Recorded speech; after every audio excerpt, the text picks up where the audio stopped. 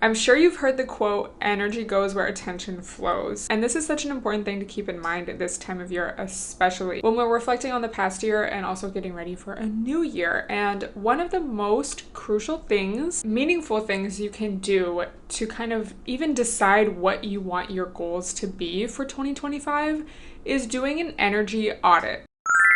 I'm sure different people have different ways of doing this or different definitions, but to me, it means kind of checking in with yourself now and reviewing how you felt over the past week, maybe even just today, but like over the past few months, over the past year even. So how do I feel? How have I been feeling? Do I feel drained? What makes me feel inspired, excited, in the flow state?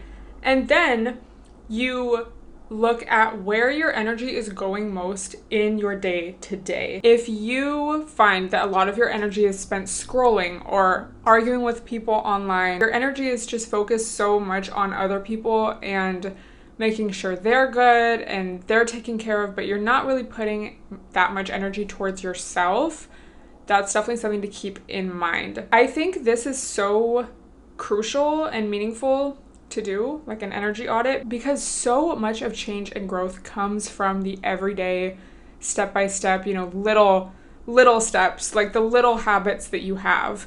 That's why I am very strict about my morning routine, for example, because I know that those little things all add up. So when you really do a deep dive of where is my attention going each day and how am I feeling therefore as a result of it, you get so many answers. I think a lot of us wait for a breakthrough moment or the big perfect idea or like taking a huge action towards that perfect idea. But so much of life, all of life happens in the now, and so much of reshaping things or defining or redefining a path for yourself is about those everyday habits.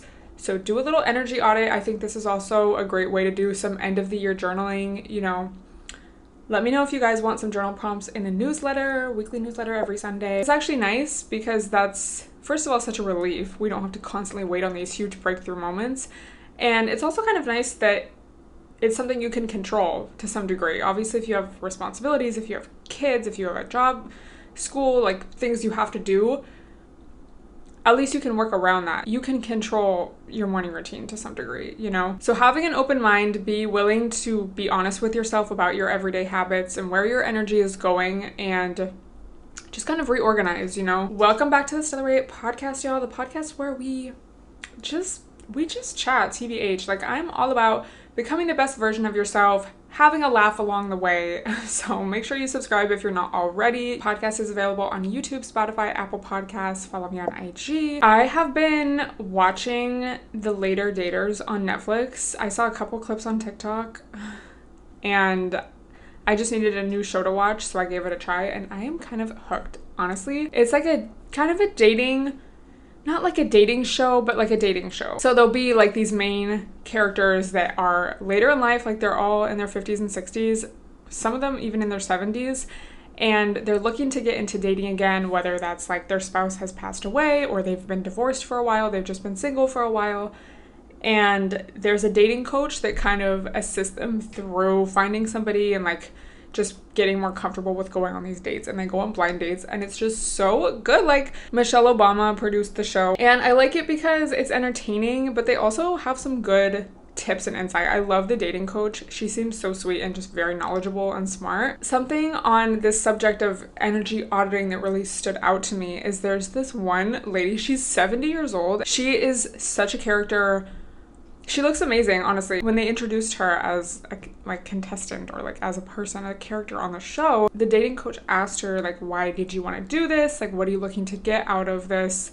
And she immediately started talking about her granddaughter who lives with her and how she's getting married soon. And like, she wants to make sure that her granddaughter doesn't have to worry about her. At first, her answer wasn't really about herself and what she wanted. It was already about somebody else and like their needs. And the dating coach kind of corrected her on that, like called her out on it. And I thought that was a really good reminder because you need to know why you want something. And I think that helps so much with just fulfillment, passion, and just enjoying your life and having fun. If you're going to school to get a degree, but it's like for your parents because your parents want you to, or you feel like you need to be dating someone because you're just like getting to be 30 and you feel the pressure from society or like your peers, that's not what you want. And anytime you make a decision because it's kind of making a decision out of fear. It's like, I don't want to disappoint these people, so I'm going to do what they want me to do rather than what I want to do and, potentially disagree with them.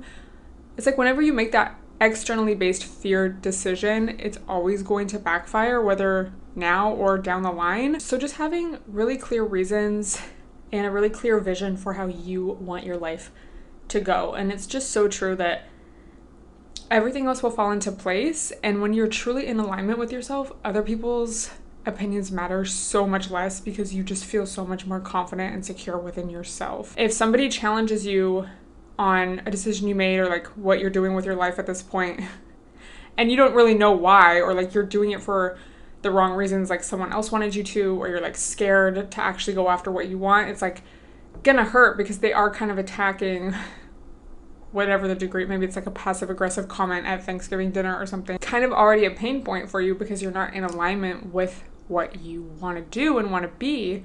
So it's gonna hurt that much more. And I think that's kind of why people's opinions can hurt sometimes more than they should, because we ourselves already don't feel like we agree with our decisions. So it's all about alignment, and if you're secure in yourself, it's like, who cares what someone else thinks, because I already feel good within. So shifting the focus from external to internal is so important. So I actually talked about this in my newsletter this past week, but my friend and I were getting lychee martinis, period. It was so fun. Literally so fun. This bar was having this event in a private room downstairs, and it was all these baddies and gay guys. So like people kept just coming in, and we were like, damn, is it about to be packed in here? And it just kept being baddies and gay guys all going downstairs. Like the vibes were just, felt like a safe space, Anyway.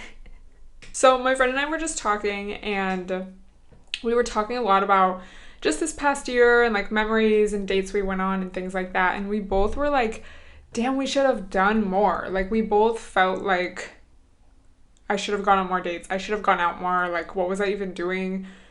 And on one hand, valid, especially like someone such as myself, you might not relate, so let me know, because everyone has a different personality type. I'm kind of controlling. I'm like health oriented in the sense of I want to go to bed, but also I'm just not usually that spontaneous. Like, so, and sometimes I kind of need to be a little more, because I do feel better when I'm like out doing stuff and being social and things, but I'm just like, no, I need my routine. So I need to like break out of that sometimes, like purposefully, like tell myself like, babes, it's gonna be fine if you break your routine. So on one hand, it's like, okay, keep that in mind moving forward, because here I am at the end of the year, like I should have done more, not like I regret doing all this stuff, I feel like always, side note, my regrets are always things I didn't do, because even if you go through something, like knock on wood, horrible, it's like, I don't really regret that, because it's just like life, and you just learn, and humans especially just are so resilient. And our brain makes us forget a lot of pain. So something's not always going to feel like this fresh pain forever. Like you will look back on something and it'll be like, that's something I went through. Like whether it was just not a great relationship, or like a bad date, or you had like a weird job at some point. Like, I don't know. It's like, well, that was just part of it. And I don't know. I just so much would rather have a life full of stories and memories and like kind of be an iconic old lady than just regret because I was like too scared and I just wanted to play it safe all the time, But again, it's like I'm so routine, like I want to go to bed early. Like naturally I do like to chill, like, but it's like I have to remind myself that I like adventures. I like to do stuff. So let me know your personality type, because I know some people are kind of the opposite. Like they need to force themselves to chill a little bit more and like have some nights at home. But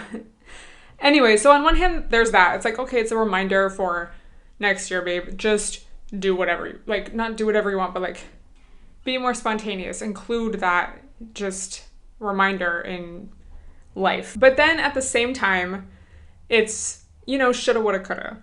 And that was actually the title of the newsletter. But there's always something differently you could have done in any situation. And I think also probably for some people more than others, but our brains also love to overthink and be like, well, I could have done this, like this would have been this situation. And I think, is that like anxiety, or is that like, did that exist in the wild? Like if you were running away from a bear, would people reflect on that later and be like, is that a survival tactic, or is that like a new age anxiety thing? And is that a dumb question? Like, I don't know. But that's also part of it, it's like, it's so easy to be like, well, I should have done more. And it's like, babe, I'm not even taking into consideration everything I did do. And appreciating that, who knows, maybe on some of those nights, something bad could have happened. Or like healthy, that's why having a routine is important, because you're prioritizing your health, your peace of mind, this, that, you're avoiding a lot of potential danger or even just bad situations. It's like there's pros and cons with everything. And I do think this is a time of year, we're reflecting, we're like, this is what I wish I'd done differently. Maybe you're very proud of yourself this past year, which period you should be. But if you're not, like if you're a little more like, I wish I did more, or like, I wish I did this differently, it's like, it's a learning opportunity, babes. And every day, I feel like I always say this, but it's like every day truly is another opportunity to try again, put our best foot forward. And as long as we are alive, knock on wood, we have time. And I do think, and this is like, I always talk about this, like I always say this, but I do think social media definitely messes with people's brains. Like, it's just so easy to compare yourself to what someone else is doing, and you're not even comparing to something real, because it's not like someone is posting every single thing about their life, like all their ups and downs, because you just physically can't do that. You can't be in someone else's brain, So it's like, stay in your own lane. The more aligned you are with yourself, that is like the best path to take, not somebody else's path, but like your path. So also in regards to the later daters show, I thought it was interesting that pretty much everyone on the show, one of the things that they say that they want, and like why they're dating at this age, is to have like a life partner, someone to do things with, someone to just live life with, and be there when they get home at the end of the day and things like that. And sometimes it's like, I don't know if my brain, like, this is just real talk. I don't know if my brain is just like ruined in the sense of, I'm just like, I don't, and I'm not gay. But sometimes it's just like, I can't imagine, like when people are like, especially women, like, I want to find my best friend. It's like, I just can't imagine that being a man. And maybe it's just because I really haven't experienced it. But it's like sometimes I'm like, am I being brainwashed by like this content online? But then I'm like, then you go out and try to date, and all these guys are playing these like little games, or just basically trying to see like what will work to sleep with you. And it's like, okay, you need to have some game in order to like navigate that, because otherwise you think you're just having this like pure good intentions interaction, and like so many of the girlies do, and you're actually not, because they're not, that's not how they're seeing it. They're seeing like, how can they conquer you? And so I do think there is truth to that. It's not just like, oh, we're being brainwashed by sprinkle. Like, patriarchy exists. Obviously there's different degrees of how a man will fall into that, but it does affect everyone. So I think when you like decenter men, which I know that's like a hot topic of the past year, it's just like, my ultimate goal is not to like live with a man. Like, it's just not. And again, maybe that's just because I haven't found the right person. But sometimes I'm like, I don't know. And then it's also interesting to think about older generations, like in this show, but not even necessarily specifically the show, just like, you know how people will say like, oh, I miss our like love like our grandparents had. And it's like, no offense, but a lot of those situations were just because there was no real other option. You know, like Mima couldn't leave Peepaw, even though Peepaw was like an abusive alcoholic.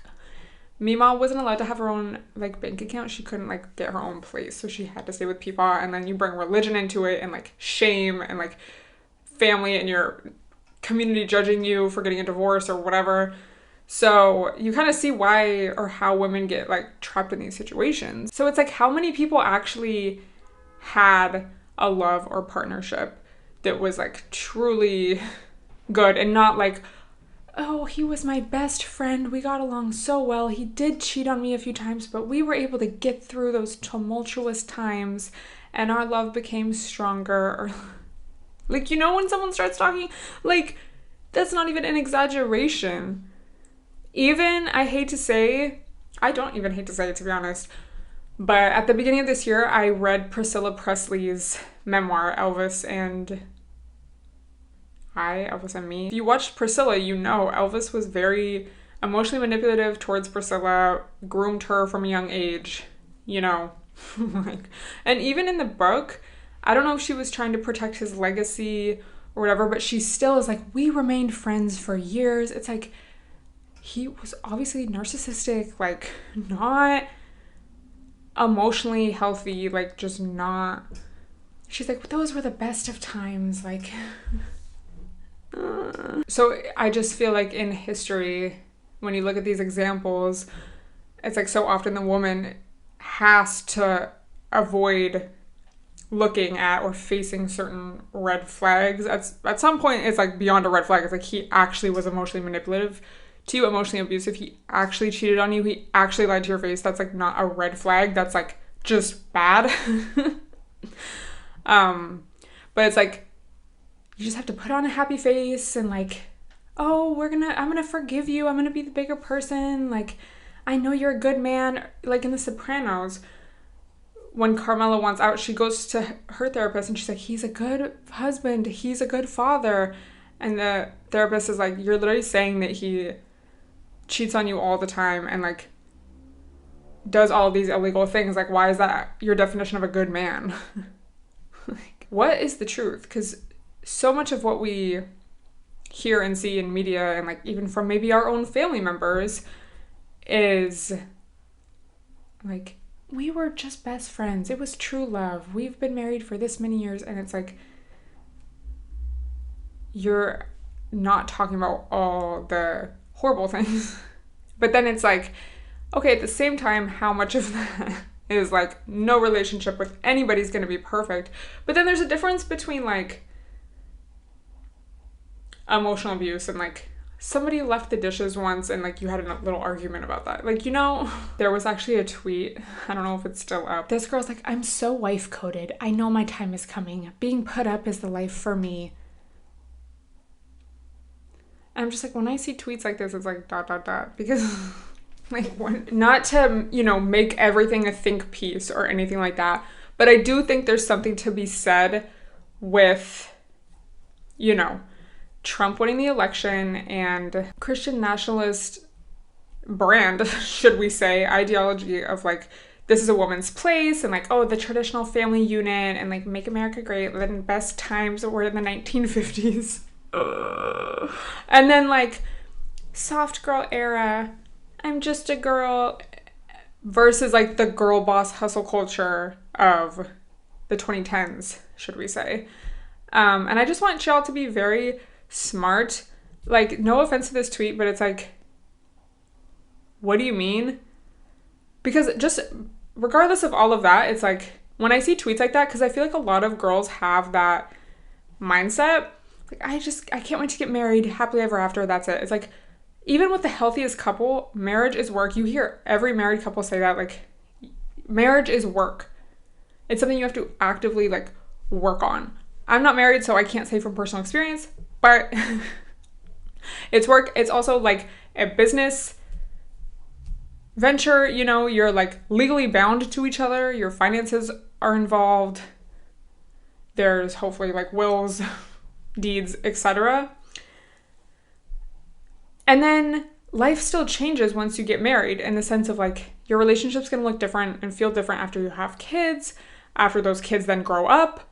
You know, there's, like, still different stages of life. It's not just like you get married, that's it. Period. Happily ever after, everything's good forever. That's just literally not how it works. I think also people kind of use the soft girl era. They take it the wrong way. Like, they take it as, like, I don't have to do anything. I want to be a stay-at-home girlfriend, which that's, like, the dumbest shit I've ever heard. Like, a stay-at-home girlfriend. So you're making no money and you have no legal right to this man's home, to this man's, like, if this man were to die, you wouldn't get anything. He could kick you out at any time. Like, that is the stupidest shit I've ever heard. Even if you're living with him, like, you should at least be on the lease, like, something, so he can't just, like, randomly kick you out. Like, what? Like, don't get me wrong. I'm all for men paying, but it's like, men should provide because we live in patriarchy. Like, why would you expect a woman to provide financially when we live in a society that literally, like, hates women? Like, you live under patriarchy and you still need help from a woman? Not like, oh, I'm so weak and soft girl and helpless that I can't do anything. Like, you could lie and pretend like that's how you are so he gives you more and he does more, but, like, you shouldn't be, like, fully embodying that, and, like, that becomes what you think is your true self, is, like, this helpless, like, soft girl. That pisses me off so much. Like, if you have a man that wants to pay for your bills, or you're living with him and he's paying all the bills, that's amazing. I feel like that's how it should be, because, no offense, living with a man, being with a man, it's kind of, like, a little bit of a burden. Truly, honestly. You need to be focusing on what you actually want to do and be stacking money. Like, not just, oh, I can't wait to be put up. It's like, so you can sit on your ass all day?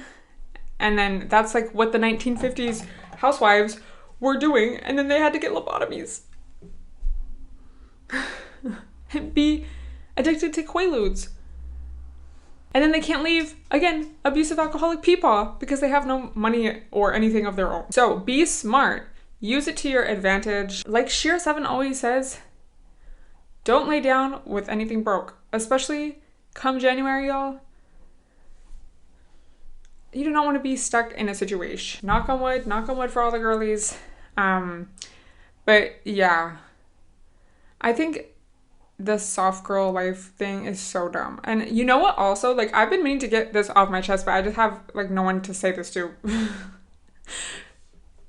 You know the show Pop the Balloon? I honestly love it. I think I love reality TV and, like, things like that because of just the different personalities and, like, the psychology, and just, like, I love people watching and, like, observing behavior. Like, it's just so fascinating. So love Pop the Balloon.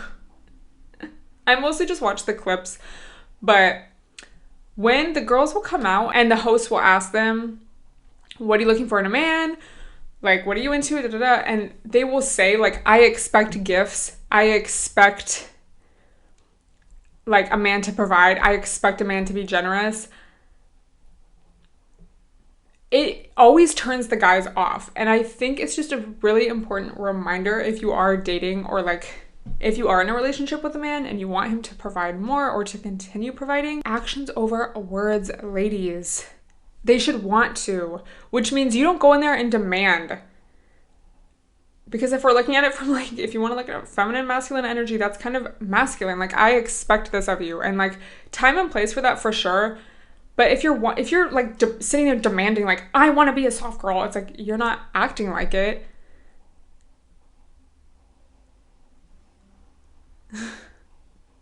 And And it's just so cringe. Like, have you ever had a friend? Bro, I just remember my friend actually had a friend that she would complain about because the friend would just be so extra whenever there was guys involved and be like demand them to call Ubers. The fact that the guys were so turned off by that, because nobody wants to be around that. And it's truly about your energy and, again, your actions. There is something to be said for stepping into your feminine energy if you want to attract a provider man. I do think that's very true. Once I started doing that more, just becoming more conscious of it, and like, oh, this is why this happens, this is why this happens. Like, if I act this way, it attracts this kind of guy versus something else. It definitely helps a lot. But again, so much of it is about your energy and like how they view you. Like, if you're saying, I want this, I want gifts, I want you to be generous, but you're like kind of demanding it, it's like that's only going to work on a small percentage of guys who are into that. Most guys are not. Most people are not into that. But I definitely think there's a way to go about it that it's more energy based, and like they should be smitten by you, you know? They shouldn't be like, oh, she's bullying me into doing this. Because again, like some guys are into that, but I feel like it's kind of rare. So let me know your thoughts on any of that. That is going to be all I discussed today since the camera died. SMH 2025 goals, to-do list. Not even goal, bitch. It's a to-do list. Get a new camera. But yeah, don't forget to do an energy audit. Be about it. Don't just talk about it. And enjoy these last few weeks, you know? Let me know what you want me to talk about next week. We only have a couple, literally 2 more episodes of the year. OMG. Thank you guys so much for listening. I love you so much, and I will talk to you next week. Bye, everyone.